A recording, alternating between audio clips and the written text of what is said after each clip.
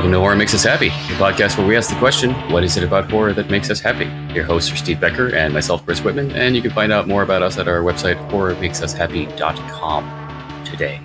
Before we get started, this is the trigger warning. This is a horror podcast, and we talk about horror things. We could talk about sensitive subjects such as foul language, physical and or emotional abuse, and other things. And you never know what might come up. Yeah, stuff. So if that's your cup of tea, stick around and listen to messed up things. Or, as I can now say, because we've gotten past the trigger warning, fucked. Steve, what do we got coming up? Same stuff as usual. Got about 10 people on the guest list, so we're not going to go through that. We're hosting 3 events weekly on our Discord server. We got a listen party on Sunday at 7 Eastern, a drawing party at 9 Eastern on Sunday. Also, we sometimes host events on Friday and Saturday. Let's see. There's a link to the Discord server on our webpage, as well as many other things there. So actually, if you just go to horrormakesushappy.com, there's a Linktree link there, and it's got links to all kinds of stuff, social media, merch, all kinds of stuff. But today we are talking to Mr. Jimmy Wienholz, owner and founder of the Horrific Network and panel director at Sinister CreatureCon in Sacramento. Welcome. Hey, guys. Thank you so much for having me on. Our pleasure. Thanks for joining us. Before we get into the meat of the interview, you want to let us know what you're currently working on? Man, what are you working on?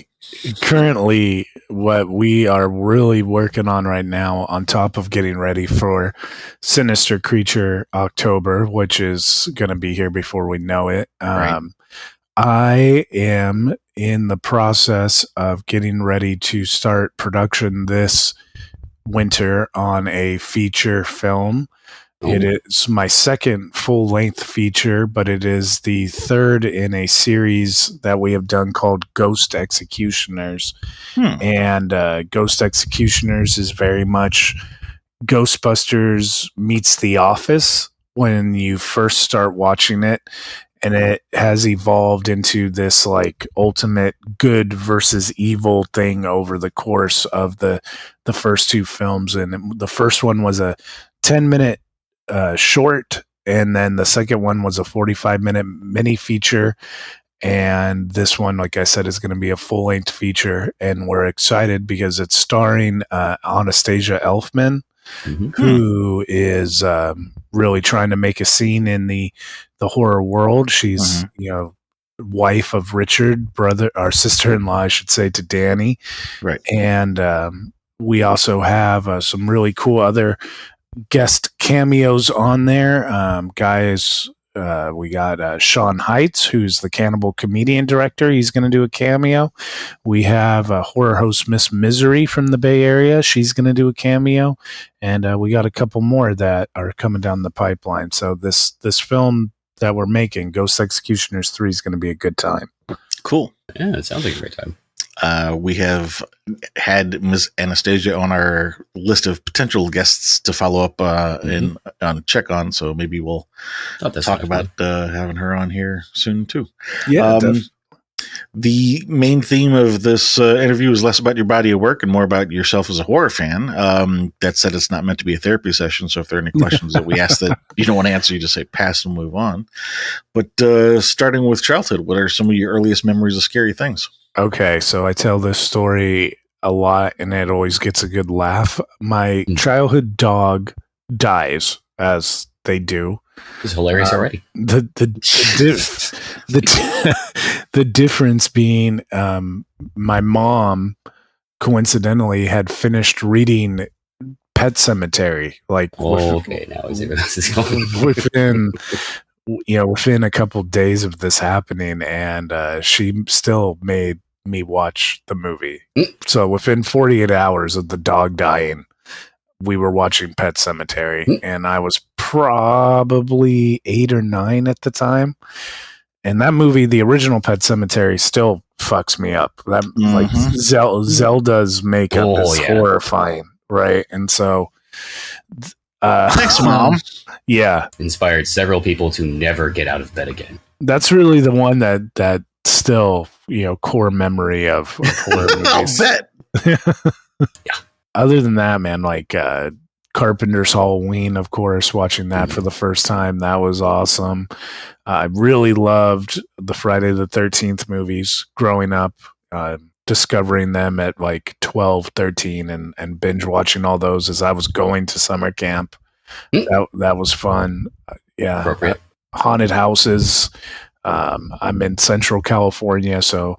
Oh, I bet you have the best haunted houses out there. Yeah, so I'm like, 4 hours away from the LA stuff and, 2 hours away, from the Northern California stuff. And, I always fly to Florida for HHN in Orlando just because that's the best one. I love haunted houses. So it's really been a lifelong thing, the love of horror that's been instilled upon me. Do they not have HHN and Universal out in California? They do, man, but it is like 1/10. Yeah, it's really. I knew they had it out there, but I didn't realize that the Orlando one was better. Oh, bro, yeah. You would think that the one near California would be right. So the one near Hollywood. This is how I describe it because when I go to Orlando, I meet some friends from Virginia and kind of up and down the East Coast, and we all get together for the Orlando one. The social aspect, right? And for the longest time before I had a stable job, the Orlando one was out of the question, and a group of us would drive down to the LA one. And the way that I tell you, what the difference is the Orlando one, 80% of it is in controlled environments and sound stages. And that really equates to some really rad things. Like a couple years ago, they did one that was on a New England fishing town, and you walked in and it's, raining on you and these ghosts, it was something out of a Scooby-Doo type, thing where these ghosts are these huge oversized fishermen, but they got guys on trap wires because it makes you feel like you went under the water and just things that you couldn't comprehend people doing for a haunted house. And the LA one, it's cool because 15% of it is on a back lot and you get to walk by the Bates Motel. So that scratches that itch, but most of their mazes are intense and that really restricts what they can do. And so the quality, it's still really good. I don't want to shit on the work that those guys do, but comparing the two, Orlando's is significantly better. Never thought about that. So if they're doing it on the lots at Universal, then like you say, they've probably got, I don't want to say live sets, but sets they're either building or tearing down or, in the middle of using, and that could restrict what they can or cannot do. So like you say, then they've put stuff up in tents, whereas with Orlando, it's only there for that purpose. So they can do it's whatever more they of want a permanent fixture. Yeah. And, the thing too is if you ever go to Hollywood, Universal Studios Hollywood, you'll notice right away how cramped it is compared to Universal Orlando. It's literally like someone took Universal Orlando and squished it. And so there is not a whole lot of room. And so they're having to shoehorn where they can. Yeah. That is one of the positives, I guess you could say, for both Universal and Disney in Florida, that, the way that Disney did it to basically carve out this humongous chunk of land and just say, okay, this is ours now. Gave himself a lot of room to work with. Yeah, definitely. It's that's one thing that they definitely have out there is you're not butts to nuts all the time when you're walking through this is true. Tight spaces. Yeah. I've been to the horror nights, Halloween horror nights in Orlando, but I've never been to the one in California. So I do know what the one in Orlando at least is like. And I'm the horror fan of the podcast, and I haven't been to either. What? I could have sworn you've been to the one in Orlando. Nope. Halloween horror nights or Howl-O-Scream. Yeah, you gotta go. Maybe this year. I am giving you a virtual up the head smack from Ohio. You would not be the first one. Yeah. So you mentioned your mom had read Pet Sematary, so I'm guessing she was a horror fan. Was anybody else in your family a fan of horror when you were a kid? Yeah, so I'm an only child, so to answer your question is, growing up, all three of us, my mom, my dad, and I, we all liked scary stuff, and that, for whatever reason, my mom is now, she's older. She don't like watching it anymore. Where my dad and I have maintained our love for horror for sure. Getting a little too close to the whatever it may be, man. I don't know, like if it's the age or if it's the thinking what she thinks that the relatives that have passed on are watching and judging or what it may be. I don't know, but yeah, she definitely does not appreciate the art of the scare as much as she once used to. Well, it's different thing nowadays too. Yeah, that is true. That is true. So some of our guests have talked about like a dividing line where before this dividing line, horror was scary to them, and then after the dividing line, it was enjoyment. Was there a dividing line for you, or was it always fun? Man, that's a tough question. I guess my dividing line is the anticipation of the scare, if that makes sense. I don't know if I'm ever gonna have a dividing line of when it was or wasn't fun overall, but it's that release after you get scared that reminds you of how much fun it is. And whether or not that's a movie, the movies that scare me the most currently are probably the Conjuring movies on a consistent basis. I turn those on and I watch them by myself, and I don't know if I could say I have them all memorized, but they freak me out in that real world horror aspect of it. I've gone to the Conjuring house. I've had experiences in the real Conjuring house. And so anything now, I guess I fiend on the real world aspect of horror. I want to go to these places that these movies are based on, and I want to try to experience the paranormal stuff. And like I said, that's kind of the reminder how much fun horror can be for me. And so whether that comes from a good scare on a movie or a TV show to something in person, that's what keeps me coming back to it. Okay. When you said you've been to the Conjuring house, are you talking about the set or the like quote unquote real house? No, the real house.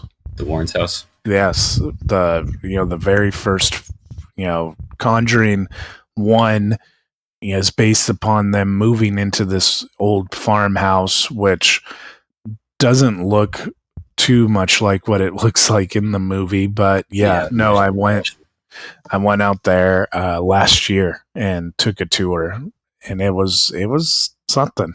Okay. I'll throw that down in the adult section and we might come back to that. Let's see. What's that? Nothing. Just nothing. Okay.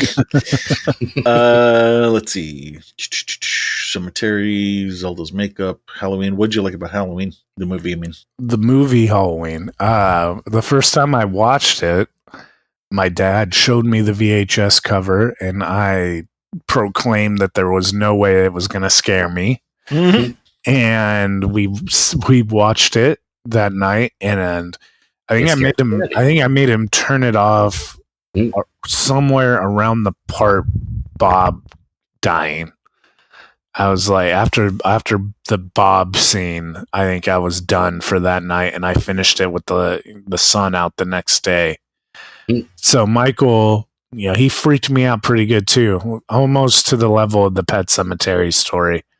But that that relationship of me and Michael Myers that started at a young age, and so I was, my dad then showed me 2 and 3, and it's almost like a Star Wars education. Parents talk about showing their kids Star Wars for the first time, and should we start with 1, 2, and 3, or 4, 4, 5, and 6, and now you got so many choices. I mean, you've got the Rob Zombie, you've got the Green series, right? And so, now with Halloween, I would definitely still start with Carpenter's over Zombies or the David Gordon Green trilogy. But that whole legacy of Halloween is pretty rad to watch Michael's evolution. And, that was something that my dad and I, when he was exposing me to the world of film and horror, that was a franchise that stood out. So I'm between Chris and I. Chris is a horror fan. I'm more the psychology buff, and so my education on a lot of this stuff is not as deep as others. And so I actually have not seen any of the Halloween movies, any of them. I don't think. Oh man, yeah. So when you say that you were done after Bob died, what was happening in that scene that got to you? I don't know, man. Like Bob, Bob eats it at this point where you've kind of waited a good, maybe 45 to an hour for the movie to really ramp up. And it's very psychological as far as Michael is stalking Laurie. And so the movie definitely takes a turn around the time of Bob killing, where Michael starts, fucking shit up pretty good at a rapid pace, or a more rapid pace than what he had. And so I think that first watch, when we get to the Bob death, it was hitting at a, count of 3, 1, 2, 3, kill, 1, 2, 3, kill. And I think I was just done. I think I tapped out. Okay. That's when it ramped up the intensity. Yeah. I couldn't actually remember the character's name, but he's the guy who got impaled on the wall. The knife, flip it up. And Michael dresses up as a ghost, and his girlfriend is open for business still when that takes a turn. Yeah, you're right. It's kind of the beginning of the rampage at that point. Yeah. So Halloween, the holiday Halloween, favorite costume, least favorite costume? Man, my favorite costume. Are we talking as a kid or all time? As a kid, it would definitely be Darth Vader. Okay. Yeah. Any particular reason why? I mean, I got droid tattoos on my leg. I've got as much as being a horror podcast and talking about what horror is to me, Star Wars is probably above horror in all honesty. And so good old Vader, man. Okay. Classic. Star Wars can be horrific too, Yeah, they have done a couple. They've done a cool. Wampa was going to eat Luke. Yeah, I mean, they've done a cool. It was 2 novels that came out. It's been a while now, but it was zombie Star Wars, which was pretty rad. I hope one day we actually get it made into a movie. Least favorite costume when you're a kid? Least favorite. Yeah, I got a least favorite costume. For whatever reason, my parents made me dress up like a lotto ticket. A lotto ticket? Yeah. And never heard that one before. How does that even count as a costume? Dude, that fucking costume was like like those guys that go out on okay, wait, I have to ask, were you scratched, unscratched? Was it like That's a good question. I don't remember. These are the important questions. Ones with the numbers. I because what this is alluding to is, were you a winning ticket or a losing ticket? Insult to injury. You're a lotto ticket this year. I don't want to be a lotto ticket. Well, now you're a losing lotto ticket. Yeah, I don't think that they made me be a losing lotto ticket. Well, that's good. They also had. I remember my dad made for some reason I have the memory of it being kind of like a Peter Pan hat. Then he spray glued a bunch of fake money to it and made me wear that. So I guess I was a winning lotto ticket if I had to guess. Yeah, with the money, that sounds like a winning lotto. But that thing literally was like those guys that you see in front of like cheap auto insurance places. Right. And they have like a piece of plywood in front of them and a piece of plywood behind them. Right. Right. But it was like that, but he made like a harness. So it went over my head and I had like this huge piece of wood in front of me, huge piece of wood behind me. And it was just like digging into my heels as I was trying to trick or treat. It was a nightmare. I hated that Halloween. So it was like a sandwich sign. Like yes, exactly. I've never worn one, but I also never considered it. But you're right. That would just dig into your ankles. Yeah. I mean, it depends on how big the thing is. Yeah, true. Yeah, and it was like almost to the ground. I hated that Halloween. That was my worst costume, for sure. We've had guests before that can't think of a favorite costume, or more often can't think of a least favorite costume. But yeah, there is no question about that one. That would be a least favorite costume. Yeah. Did you have any really scary dreams or reoccurring nightmares when you were a kid?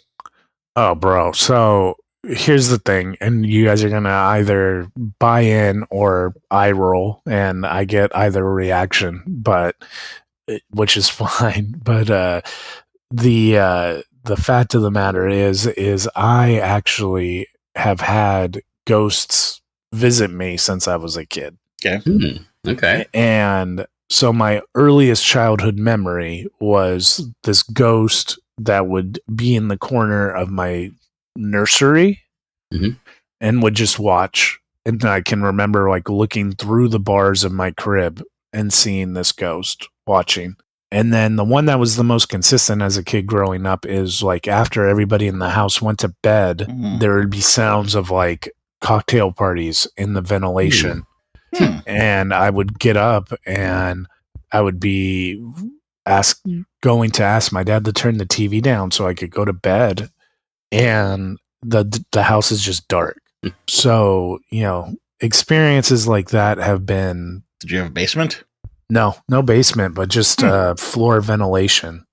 So the house didn't sit all the way on like a concrete slab, but it was not like an East Coast split level basement type house. I wonder if it was a neighbor that was having a party and it just happened to be like set up with the right reverberation, like it was an amplifier. No, our house sits on a corner lot. So my childhood home, had a big, almost acre backyard. We were pretty isolated.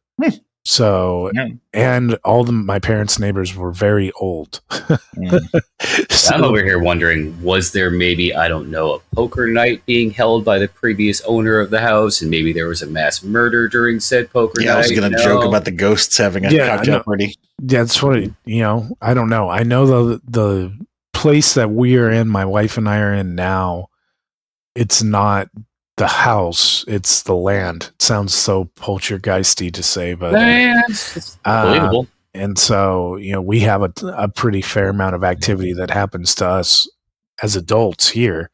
Okay, well, that was going to be my next question. Do you think maybe it followed you? Like, was it not the location, but that was the longest time I didn't. I was kind of chalking these all up to weird coincidences, and I had a guest on my show not too long ago that is a medium on top of being an author, and she was like, you need to consider the fact that you may have just been been haunted, right? And it's not these houses, it's and being able to communicate or receive, it's very much like any other skill, like Rosetta Stone. If you don't practice it, then it's not going to progress at all. And it wasn't, assuming you want to practice, right? And it wasn't really until we got into the house that we are in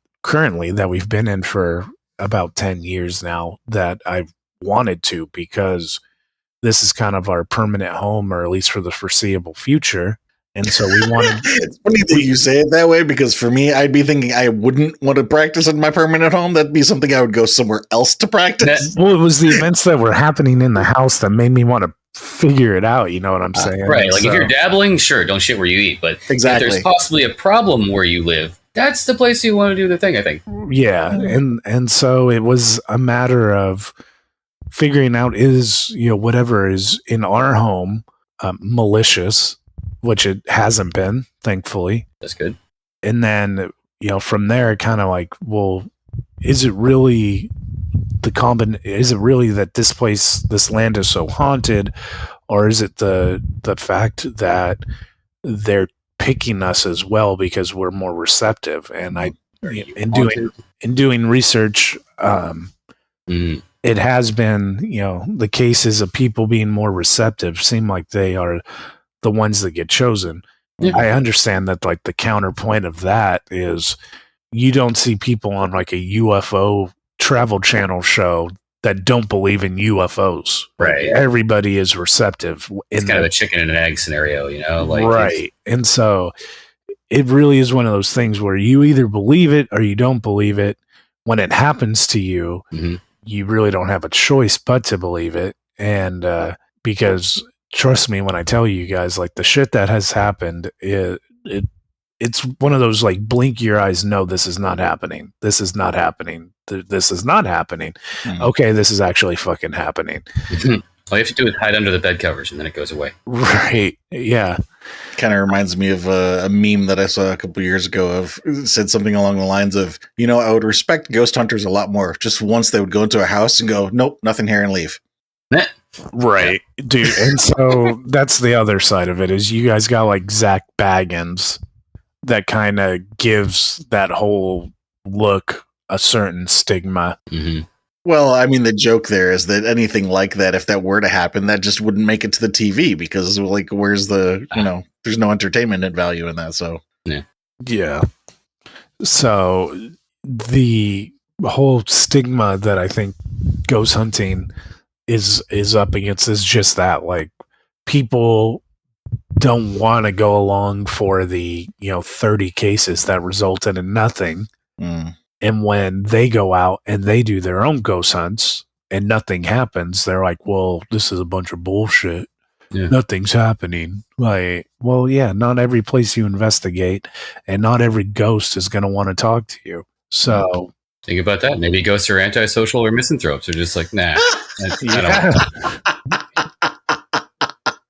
That would make for some great cartoons. Wouldn't it? Like, spirits. Are there any spirits here? And you see the ghost perspective that people don't see yet. And the ghost is just like, God damn it, fucking again with these people. No, and I do think that that's where you get, shit like Poltergeist or Amityville Horror. Like, when you do agitate a ghost or a spirit or, whatever it may be enough, they are going to get pissed. And if they are malicious, that's up to you, but I wouldn't want to poke a dog that's on the other side of this fence and the dog's sitting there growling like Cujo.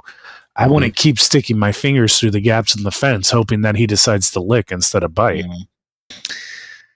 This kind of is a half segue into our next question too, which is, was there ever a time in your childhood when you were terrified of something in real life? Yeah, we've had a couple of examples of that so far now. Yeah. Does the stuff that we've already talked about qualify, or is there something else that you would like to put on for the answer for that one? I don't know if I have a true, like... And not every question is going to land. You just don't know until you ask. Yeah, no, for sure. I can tell you, now the thing that bothers me are like huge, like tarantulas, like big size spiders. I don't like that. So I don't know if, that was a thing when I was a kid. I don't remember having like a polarizing, I can't do this. My parents were very good about, if it does scare you, it's meant to scare you. Or if it was a real world thing, like, the ghost, the cocktail party in the vents would probably be the thing, because I didn't tell my parents about that for the longest time. So that was probably the thing that, freaked me out the most. Okay. But even that became less scary as I got older. Right. Was there ever a moment in your childhood when you felt completely calm or safe or at bliss? Man, Disneyland. Okay. Still to this day, that is my fortress of solitude, which is not very solitude-esque, but that is definitely my place of zen. Okay, that works. So it is the happiest place on earth. Yeah. So the next two questions I'm going to ask are a pair. We're going to start with the negative one so we can end on the positive one. Do you remember the first person you hurt? First person I hurt was probably doing something to, my parents. Fucking up as a kid. Uncommon answer. That's I couldn't tell you what it was that I did, but I'm just thinking, like, as a kid, that's who you're afraid to let down, and I'm sure they were one of the first that I did. Okay. Do you remember the first person you helped? First person I helped, I imagine was probably one of my buddies that we were lucky. We all kind of went through preschool all the way up to junior high together. There was a core group of us that lived in our neighborhood. And I would say it was probably some group, Goonies adventure that we had conjured up and helped one of them along the way of one of the episodes of What Can Jimmy and His Friends Get Into? Okay. Rolling into teen years, what media really stands out to you from your teen years? Oh, I mean, the media that stands out all the way through my adult years is movies for sure. It always felt special. It's kind of how I knew I wanted to do something in entertainment, was that it always felt special to go to the movies, whether it was a something like a big release like Jurassic Park, or I remember Back to the Future 3. I was old enough to go to the theater for, and my mom and dad, like, they loved movies too, and so going to a movie, if it was a blockbuster like that, like, the three of us, like, within ourselves, would amp it up, and we would get excited, and that was, a special thing. And that now, I mean, now the theaters, they all have like these subscription services. So I have a Regal Pass, and it's like, my God, you can go to any movie you want as much as you want for $22 a month, and that's still, that's my mobile fortress of solitude, is a movie theater where it still captivates me to go watch whatever. Any particular media stand out to you in terms of like individual movies or books or stories? Books definitely that shaped me as a kid was the Goosebumps series. That kind of evolved into more adult stuff like King and Dean Koontz, and I do definitely read, if it's not scary stuff, it's history, like themed entertainment history or movie history, or even Star Wars. I love to read, so I usually have a book in my hand if I'm not watching something. And other than that, as far as movies in general, it really is anything horror or Star Wars that looks captivating. If it's not a like a serial program, like an episodic thing. We talked about earlier before we recorded, or right at the beginning, pro wrestling. That's still a cool medium of, I can just sit down and kind of unplug and just check out what's going on in their stories. And that is something that I still enjoy. Okay. Going back to Goosebumps for a minute, was there a particular story you remember from Goosebumps? There's a couple. The Haunted Mask freaked me out pretty good, because that one was about this girl where the monster's in the mask and she can't take the mask off. Back in the day when we were all wearing these latex masks trick-or-treating, one of the biggest fears is not being able to get it off if you want to get it off if you're too hot. So that one struck a chord. The other one, or the other two, were Welcome to Horrorland and Shocker on Shock Street. Big surprise, they're both about theme parks. And so, before I even knew something like Halloween Horror Nights existed, the thought of like these horror, attractions in an actual theme park, that was like imagination overload. Man, I wish this was real. And then, come to find out that, down the pipeline, it would become real. Your wish came true. Yeah. Right. Do you have a favorite King book or story? Oh, Pet Cemetery. Figures. That tracks. Yeah. How about Dean Koontz? Him? No, I don't necessarily have one from him that I could call my favorite. I just like reading him periodically. I don't think I've read something from him that I was like, oh, this sucks. I do like most of what he does. Okay. Let's see. Favorite or least favorite costumes in your teenage years? So teenage year costumes, favorite and least favorite. At that point, I was, helping friends build haunted houses. So I guess my favorite would be one year when I was a teenager. It was kind of like a mashup of a Grim Reaper, but I had a Crypt Keeper mask. Okay. And I was in front of the haunted house barking at people, trying to get them to come in. Well, that sounds like a fun job. Yeah, so that was fun. Barking like dog barking or barking like carnival barker? No, yeah, like a carnival barker type. Just checking. Yeah. I mean, it is a haunt. You could do either or. That's why I had to clarify. Least favorite from that time period, I really couldn't tell you. I can tell you one time I was in one of the rooms of the haunted houses that we built and I got hit. That wasn't a ton of fun. I'm sure. By a guest or like by one of the props? Yeah. No, by, scaring someone so bad, their response, which... It happens. Yeah. No, a buddy of mine owns a haunted house, and so I will go and scare for him a couple times each year, and it happens.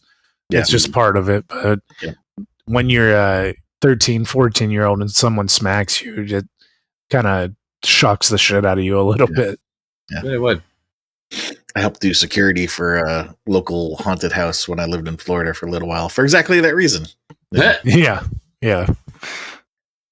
Mainly put on by like the theater department of the local high school, and so there were a lot of younger kids going in and out of there.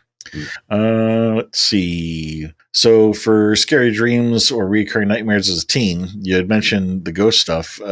Aside from the stuff we've already talked about, is there anything else notable? Oh, bro, the scariest dream I ever had was, and whether or not you live or you believe in past lives, but I had this dream where I was in a airplane that I had never been in. The color scheme, it looked literally out of that movie with Leo DiCaprio and Tom Hanks, Catch Me If You Can, right? And it was like that era. Like I was wearing a suit that I was like, why am I wearing this? And I was sitting next to a lady, blonde-haired lady who was in a dress and had a dress hat on. And I was like, huh. And my hand was in her lap. So I know there was some relationship there. And I looked down the aisle and all of a sudden the side of the plane just explodes. And we're going down.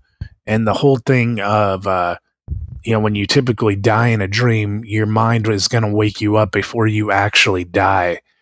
And I would just remember like the plane going down and I'm not waking up, and the plane hits the ground and I'm not waking up, and I feel this tension in my neck and everything goes dark. And then I finally woke up and I was literally in a plank position in my bed, like full extended plank position. And I fell as I woke up, so that scared the shit out of me too. Mm-hmm. But yeah, that I've had people tell me, and I did a hypnotist session, and the hypnotist told me like, if past lives are a thing, that sounds an awful lot like it checks all these boxes of other people who have said that was a past life. You know what I'm saying? And that dream was definitely the scariest, most real dream I've ever had. Yeah, it's very vivid, very realistic. Yeah. Was there ever a time in real life that you were terrified as a teen? I can tell you, my dad owned for 50 years. He owned a motorcycle dealership, and when he bought it, it was kind of like a West Coast chopper type thing. Okay. Mm-hmm. And then he evolved it into like a car dealership, but motorcycles, more traditional. And part of the process of that was taking the location of the West Coast Chopper Shop, what was not the best, and moving it somewhere. But I can remember being a teen when we were in the less desirable location, and across the street at the convenience store, dude was shooting and robbing that store. That was scary. That was really scary. I'll bet. Yeah. that definitely qualifies. So flipping that question around, was there ever a time in your teenage years where you felt exceptionally calm or safe or bliss? Again, Disneyland. Yeah, Disneyland is a good one, but just being, at home was, the three of us are hanging out, we're chilling. It was a very chill space. Yeah. Okay. All right. Rolling into adult years. Favorite media that stands out to you from your adult years? It's, now graduating film school and getting to make movies and stuff, it's still movies. As more the media now is directing. If it's not like a media that I'm consuming, it's getting to teach and work with people and be able to make something that hopefully, it's kind of like the circle of life thing. Someone goes into a theater and sits and enjoys something that I did, and they, very much like how I did as still do, but did as a teenager or young adult before I decided to go back to film school. And, maybe that, enhances their enjoyment of film. Mm-hmm. So that, I guess we could probably put down as like the answer to the question of, last person you helped, if you're constantly, helping people. Mm-hmm. In terms of media, though, I was trying to think of, books or stories or movies that stand out to you as an adult for, the any kind of emotional impact that they may have had for you. Oh man. So within the last year, I can tell you, I think the movie that I actually liked the most, which Twitter is just having freaking Twitter war, 17 over, the movie that made me smile the most in recent memory is James Gunn's Superman. Okay. Heard good things. Very bad things too, but I've also heard good things. Yeah, if you like James Gunn, you'll like exactly. Like the only things that sound negative to me is James Gunn movies can be a bit much for me sometimes, but it's a James Gunn movie. That's it. Right. That's not what you're going to see that film for. Then why are you seeing a James Gunn movie? Right. And so, that movie though for him, you could feel the love that he has for what he's doing. Or David Cornsweet nailed it as Superman. There's that. Yeah, dude, he's the closest thing to Christopher Reeve since Christopher Reeve. I felt like multiple times a kid, again, watching his Superman is because he reminds me so much of Christopher Reeve. Yeah, that's like one of the biggest pros I've heard involving his performances. Cavill was good, but he was like too stoic and godlike, and this is more of a relatable everyman Superman, like Christopher Reeve. Well, that was kind of my thing with the Fantastic Four is, so Gunn, and this is what people are freaking out about on social media, is Gunn is not Zack Snyder. Yeah, and they're very different. That's true. So their take on these characters are going to be drastically different. And so, but the thing about the source material is there's like fucking 50 versions of all these characters all the time. That too. You got like Sensational Spider-Man, Amazing Spider-Man. So why can't you do that with Superman when the same thing exists on the DC side? True. And it happened with Star Wars with Rian Johnson doing the middle film of the new trilogy. Like it was like, that's not my Luke Skywalker. Okay, he threw the lightsaber away. Who does that? Yeah, and it's just like, dude, guess what, bud? Like you're in the seat no matter what. So they already got you. Mm-hmm. You might as well try to enjoy the ride. I enjoy complaining about this. Yeah, it's just like, God. I'm trying to think horror movie wise. Oh, yeah. One that like I left the theater being like, damn. There's one actually that freaked me out pretty good recently. And then his one that he did since was also pretty freaky. It's a movie called Talk to Me. Have you guys heard of this at all? I've heard of it. Heard and seen, and also recently seen Bring Her Back, and I love the Raka Raka crew. They nail it every time. Yeah, so those movies definitely, I've been in the theater and I've been like, fuck. Like that. What'd you like about Talk to Me? Talk to Me was just, a good supernatural ghost story at its core, and then the way in which they they light that fuse with this hand that's been signed by all the people who have used it as like a badge of honor. But the premise is like, if you shake this hand and you say, talk to me, someone on the other side is going to use that hand as a conduit to channel through you to the rest of the room. But you can only hold this hand for a certain amount of time, or possession is the risk. And so all that, on paper is such a fresh take of the idea that really drew me in. But the execution is really well done, and they are not a huge, $100 million studio. Yeah, they started as a YouTube channel. And I definitely have all the respect, because that's my journey. I know what it is to try to make a movie for, $0. And they did that on a minuscule budget, and it feels like they are dealing with millions of dollars. And then the follow-up, Bring Her Back, that movie definitely fits within the world, but it is a completely different supernatural story.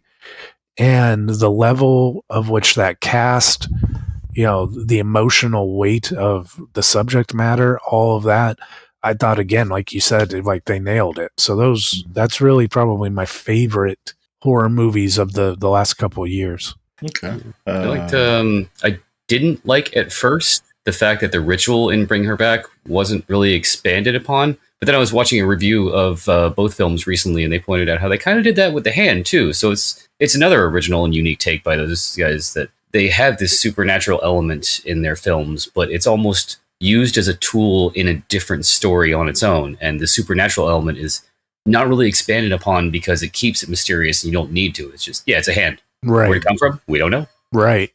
And whatever you're going to come up with is better probably than what they can put on the screen. They leave it to the fans for their own headcanon. Right.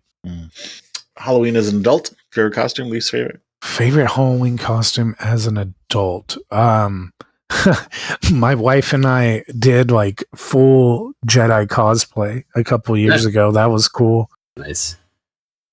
Have you considered joining the 501st? No, I'm nowhere to that level. They are serious. Nowhere to that level.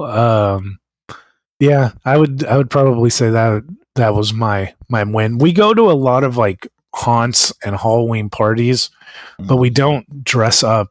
If we go to 10 parties, we maybe dress up like to the nines for 2.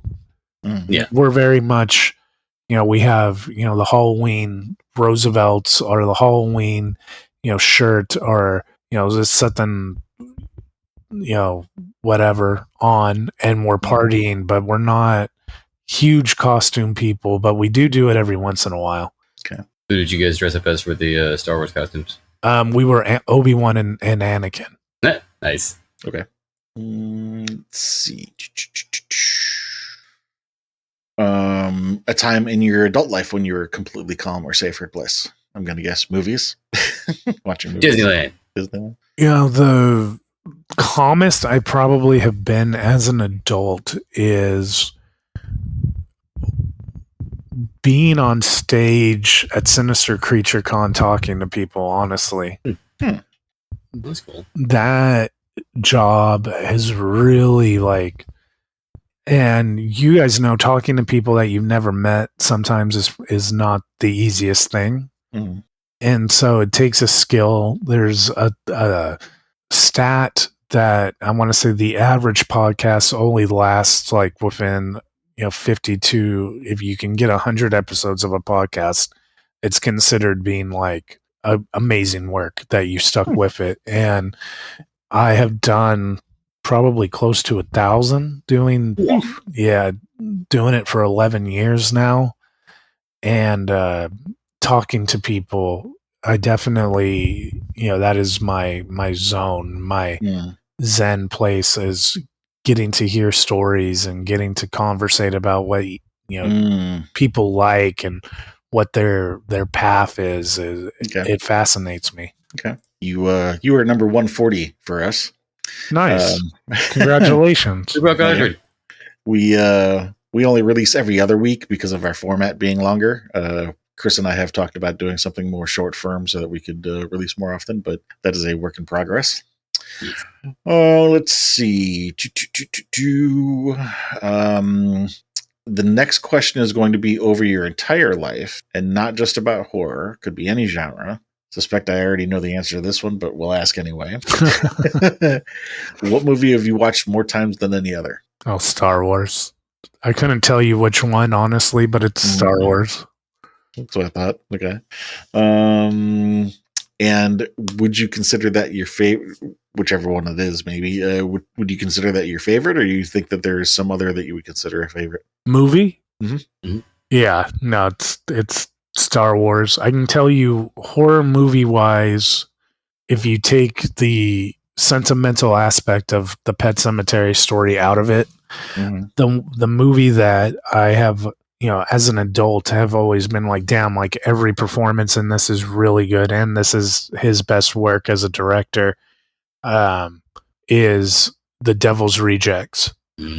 That movie as an adult, I got into at Sinister. We had Bill Moseley out a couple years ago, and we were supposed to have Sid Haig, and then COVID happened, and then he passed away.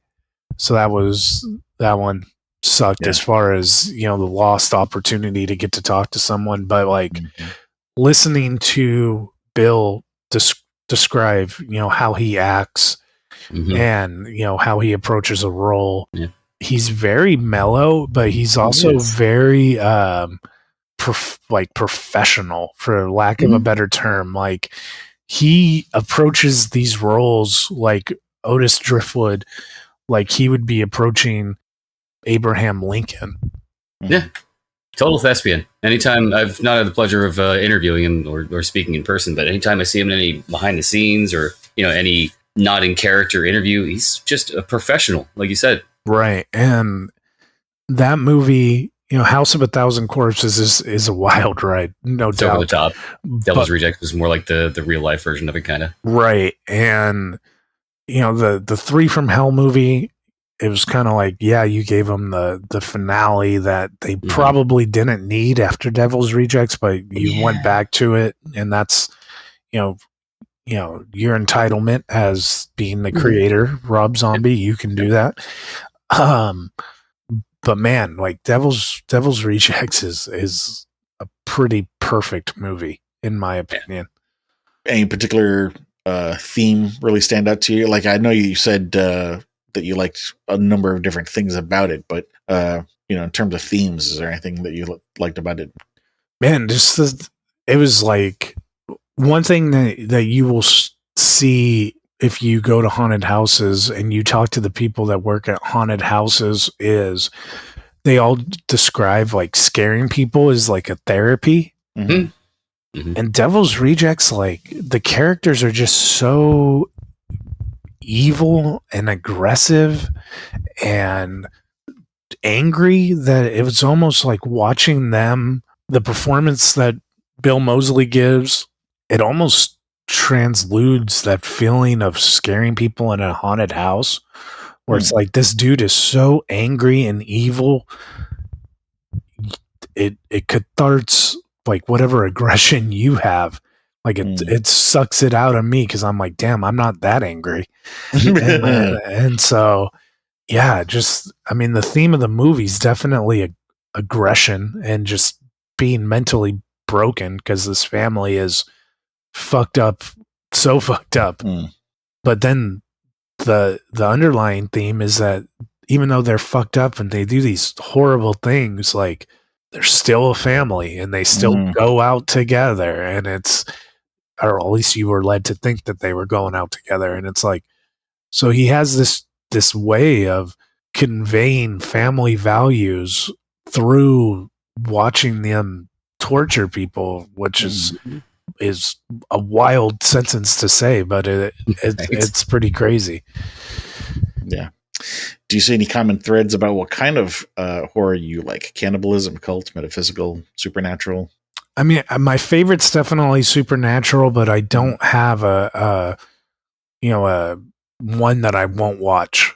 If it looks like it's gonna be a good time, I will sit down and watch it. I was actually doing a appearance last weekend in Fresno for Ghost Executioners, and some of the cast. We rented a Airbnb and we watched a movie called Mousetrap, which was Mickey Mouse Killer.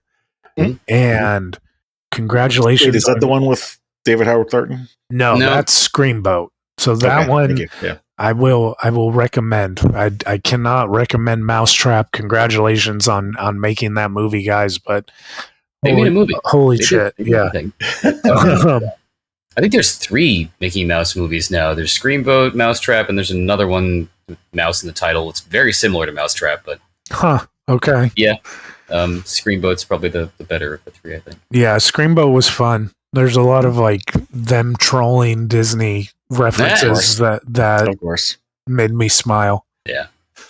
You gotta. Yeah. No, I mean I appreciate the humor in anything. Like I am a huge Disney stan, but if you're going to tell a joke and it pokes fun at Disney, I'm not the guy that's going to be like, "Oh, I can't believe you're saying that about Disney." No, if you make me laugh, you make me laugh. I don't care. Comedy is comedy. Yeah. So this would be the part of the call where we talk about any common themes that keep cropping up multiple times, and then talk about how those themes intersect with horror as a genre. I see sort of 3 or 4 things, actually. Some of them connect. I'm having trouble with one of them. Relationships are very important to you, it sounds like. You mentioned Halloween, the franchise being your family's version of Star Wars. You've got the familial relationship there. Talking about Disney being your fortress of solitude and Regal being your mobile fortress of solitude. Yeah. Times that were important to you were times spent with your parents or your friends. Even like Talk to Me, there's a connection there with everybody else who's shaking that hand. And Devil's Reject, I was wondering whether or not you were going to bring up the family aspect, and then like we finally got to that. Yeah. Definitely a family aspect with that series. Yeah. It's the found family, like Texas Chainsaw. Yeah. And, talking about being on stage at the convention, talking with people. So there's a lot of relationship building. And you also have a lot of things, I don't want to say centered on heroism, but, Star Wars, Superman, Disneyland, there's some, I don't want to use the word hero worship because that's not really the right word, but appeal to something. I'm not finding the right word, but there's also, you also mentioned the hero's journey. Hey, we got our Joseph Campbell reference in. Yeah. And it wasn't by me. Steve mentions him so often. I told him I was going to start making a $1 jar. And you also talked about adrenaline being addicting, which is, to me, is like the connective tissue between relationships and the heroism. Because a lot of the hero stuff, it is about the relationships, but it's also adrenaline. Sure. If that makes sense. Yeah. Even the pro wrestling, that's also connective tissue between some sort of like hero stuff and relationships and adrenaline. Now, the other thing that's kind of like the odd man out is the stuff about the supernatural. Ghosts visiting you, the cocktail party, the airplane dream. I'm not sure how that fits in with the things that we've talked here, other than potentially relationship stuff relating to the past, having thoughts about prior relationships and prior lives. But what do you think? I mean, in terms of these things being a summary of what you get out of horror, do you think is this accurate? Do you think I'm slightly off the mark and you want to correct something? Do you want to add something that I've missed? No, I feel like you read my tarot cards. I like that. Can we use that? Sure. But yeah, you're I would say you nailed me as far as the stuff that you talked about. The hero's journey. That is something that I think drives a lot of independent artists, no matter what their medium is. The goal is to be recognized and have people see your stuff, and what your version of that hero's journey is kind of up to you as far as what your goals are. But that idea of getting to where you're meant to be is something that definitely I think drives most people, hopefully. And relationships are very important to me. And I'm a guy who, if you are in my inner circle, you're family. And I think part of that comes with being an only child and not necessarily having a lot of brothers and sisters. So, the people that I surround myself with, that fills that role.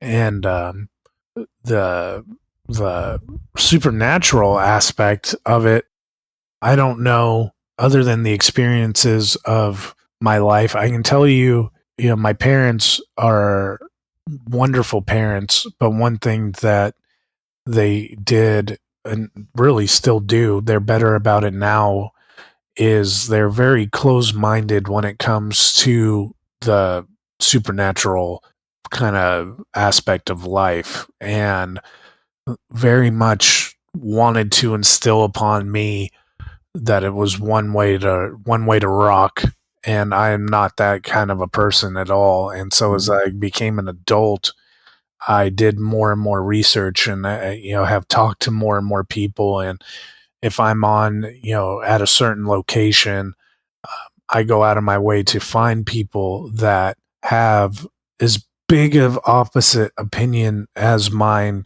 so I can learn. And I think that mentality is where my desire to go to these places came from. And it stemmed from having supernatural experiences at a young age, for sure, but it has evolved more into a quest just to soak up as much knowledge about different cultures and supernatural beliefs as I can. So I'm glad that you said that, because that kind of helps me maybe gel things a little better. So when you were talking about, relationships, being recognized as an artist, getting to where you're meant to be, I was starting to think of the words self-actualization, building the life that you want. And in a certain term, seeking people with these opposite opinions and soaking up things, that in a way that is also self-actualization, building the life that you want. For sure. So the follow-up question then is, why horror? Can't you explore this in other genres? And in your case, maybe you do. You did mention, looking at Star Wars, for example. Yeah, that's actually something that comes up on my show a lot. And the answer that I usually draw to with guests on my show is horror has so many open doors and windows for people to come into that genre through, that I think that the net that horror casts is really so much bigger than any other genre, because within horror you have your Michael Myers and your Jasons and all that, but you also have your supernatural, you have your psychological, you have your real story, you have just tons upon tons of subgenres of horror that you can explore and tie those back to yourself. It doesn't exist like that in romantic comedy. It doesn't exist like that even in action, to the scope and scale that horror really has. And so I think that's really the easiest answer to that question, is that just the range in which horror covers is so much larger than any other genre. Yeah, it's similar to another answer we got of the same question, which was like, I think it was along the lines of you can add horror to any genre and it just overcomes or it supersedes that genre. Like if there's a vampire in a comedy movie, now it's a comedy horror or a horror comedy. Right. Well, I think what he's talking about here is just variety. What you're talking about is how you get to that variety is basically just by adding horror to anything. Yeah, it's like a spice. Yeah. Yeah. But yeah, like he says, there are certain subgenres of, for example, sci-fi, but are there as many as horror? I don't know. I mean, we've got a Discord server. We've got like 40 or 50 different channels for different subgenres. I don't know that there are 40 sci-fi or could 50. be a close contender, I think. I don't know. Do you think there are 40, 50 subgenres in sci-fi? Maybe. And when I say 40 or 50, I mean, we've talked about how we're probably missing a few too. So yeah, exactly. You were going to say something? Yeah. No, I was just going to say no. Well, of course you're going to say no because you're biased. No. The motion is settled. It's a no. Yeah. So, real last question is, do you think there's anything that you didn't get a chance to say? Maybe like the conversation took a left turn. You thought of something earlier in the call, and no, man, this has been great. This is a lot of fun. I'm glad that you guys asked me to come on because I'm excited to listen to all the other conversations that you guys have done. Yeah, we have had a couple good ones. Yeah, cool. Well, again, thank you for your time. Before we hit the closing, you want to let everybody know what you're currently working on? Yeah, like I mentioned, we are in pre-production for Ghost Executioners 2, but we do live podcasting. We do, as the school year, really summer is hit and miss, but as the school year season, September to May, we do weekly interview podcasts. We do all kinds of crazy content when haunt season happens, visiting haunts and everything. And you can catch all that on the Horrific Network, and on all of our pages we have a link tree set up, so it'll take you to the movie stuff and however you want to listen to your podcast and all that good stuff. Cool.